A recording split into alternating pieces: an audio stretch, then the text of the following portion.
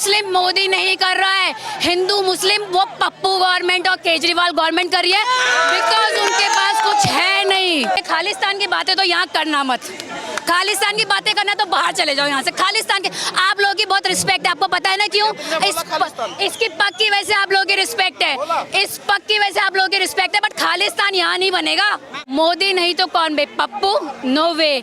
जो एडवर्टाइजमेंट देता रहता है हमारा केजरीवाल, नो वे। पाकिस्तान हमें भप कर देता था, अरे पाकिस्तान हमला कर रहा है, ये कर रहा है। आज के डेट में चाइना की भी औकात नहीं है हमारे आगे। वो बोलते हैं मैं बाहर जाके अपने देश का झंडा उखाड़ूंगा। अबे भाई उखाड़ना नहीं होता, गाड़ना होता है।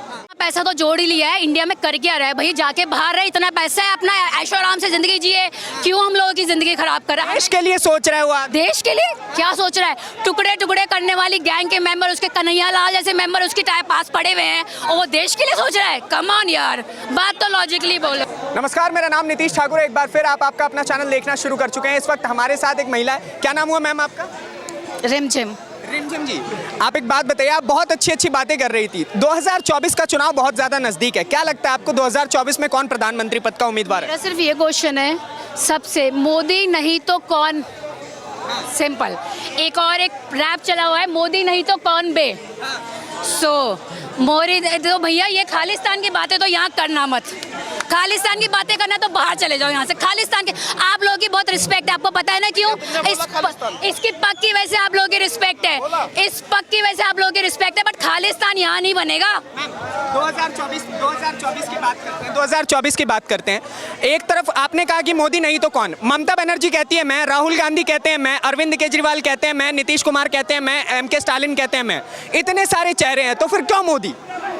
मोदी क्यों? ये भी कोई बताने की बात है? मतलब मेरा सिर्फ एक ही लाइन में स्लोक है, मोदी नहीं तो कौन बे? पप्पू नो वे। जो एडवर्टाइजमेंट देता रहता है हमारा केजरीवाल, नो वे। ममता जो बंगाल का मैं इसलिए बता रही हूँ क्योंकि मैं बंगाल में मैंने फ्रिक्वेंटली 6 महीने में लगातार ट्रैवल किया because of my job profile. हर एक टैक्सी वाले से बात की because they are very fed up. I was like भैया आप गवर्नमेंट चेंज करके देखो तो सही, एक्सपीरियंस तो करो। बिकॉज मेरा कोई ऐसा सच नहीं, मैं मोदी भक्त हूँ, बट उन्होंने मुझे अपना भक्त बना लिया है। उन्होंने मुझे अपना भक्त बना लिया बिकॉज ऑफ सिचुएशन। मैंने उनसे बोला भैया आप किसी और को वोट करो ना, तो देवर लाइक मैडम वोट तो देने दे, तब तो हम किसी और को वोट करें ना। तो बंगाल की ये कंडीशन है, मैं नहीं बता रही, आप में से कोई भी बंगाल जाएगा, किसी भी लोकल किसी भी टैक्सी वाले से आप बात, मैं खुद बता रही हूँ, आप भी थी, आप किसी से ही बात कराओ, उनको वोट में इतनी रिस्ट्रिक्शन है, वो वोट कहाँ से दें? देश में महंगाई और बेरोजगारी की बहुत बात की जाती है। महंगाई पहले हम सस्ते में मिल रहा था, हमें सामान क्या? अच्छा, आज हम कौन से सदी में हैं? 21वीं सदी में ना, तो आप 21वीं सदी को 60वीं सदी से कैसे कंपेयर कर सकते हो? महंगाई कहाँ है?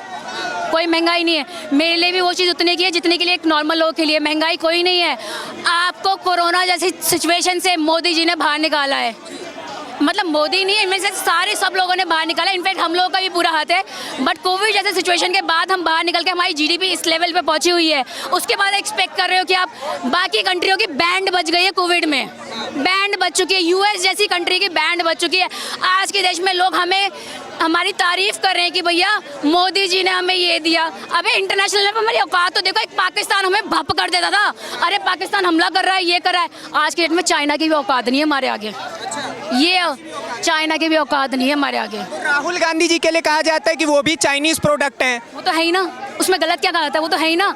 उनके बाबा दादा दादी, उनको हिंदी इंग्लिश कुछ तो समझ में आती नहीं है। देश क्या खाक चलाएंगे वो बोलते हैं मैं बाहर जाके अपने देश का झंडा उखाड़ूंगा। अबे भाई उखाड़ना नहीं होता, गाड़ना होता है। वो बोलता है अरे यार बाय डिफॉल्ट मैं सांसद का मेंबर हूँ। अरे उसका बंदा बोलता है अरे तुम ये मत बोलो, तुम ये बोलो तुम्हारी बेइज्जती होगी। अरे नहीं नहीं नहीं, मैं ये नहीं हूँ, मैं ये हूँ। अरे उसको बोलना तो सिखा दो पहले यार, फिर जाके। अरे हिंदी हमारी, मैं चाहता हूँ हमारे हर देश का बंदा इंग्लिश पढ़ना सीखे। हमारे केरला में हिंदी लोग इतना अच्छा बोलते हैं। अबे बोलता क्या है तू? पहले खुद तो समझ जा बोलना क्या है। तो मैं राहुल गांधी को 10 आउट ऑफ 10 देना चाहूँगी because of his comedy. I really admire him because of Pogo channel.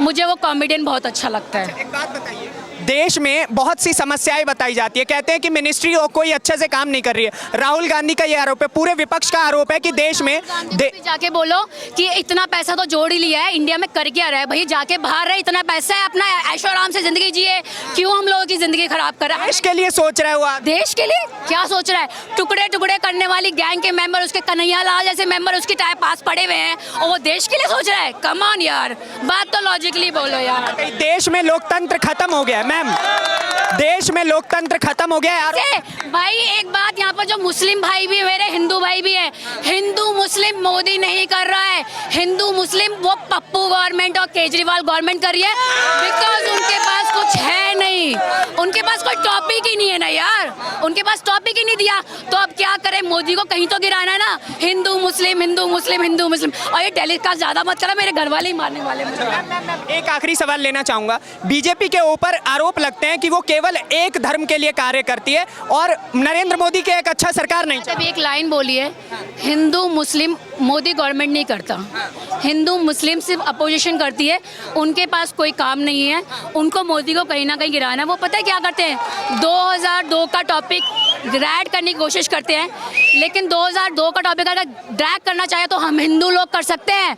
साला हमारे लोग जो अयोध्या से आए थे उनकी ट्रेनें जली गई थी, अयोध्या से जो लोग आए थे उनकी ट्रेनें जली गई थी, जो अयोध्या से ट्रेन आ रही थी वो ट्रेन चलाई गई थी। तो पहले हमारा नुकसान हुआ था, उसके बाद हमारे लोगों ने जो भी किया था, बट पहले हमारा नुकसान हुआ था। तो लेकिन ये तो टॉपिक भूल जाते लोग तो बोलते अरे गुजरात में मुसलमानों को मारा। अरे भाई क्यों?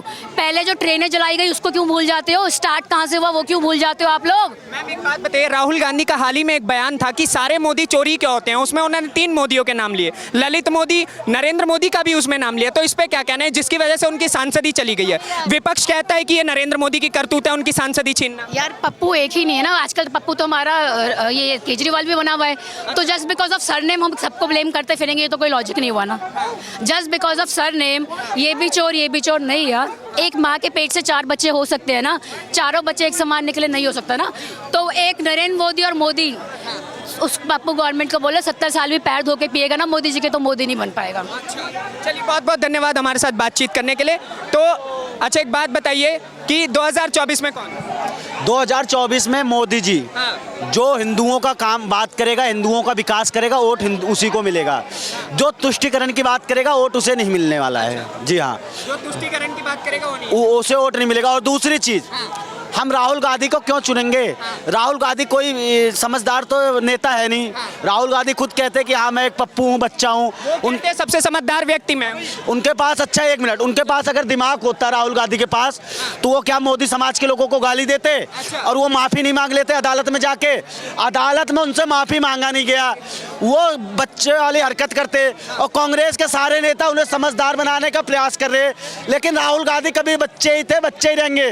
उनका दिमाग एक बच्चे वाला है, वो कभी हिंदुस्तान का विकास कर ही नहीं सकते।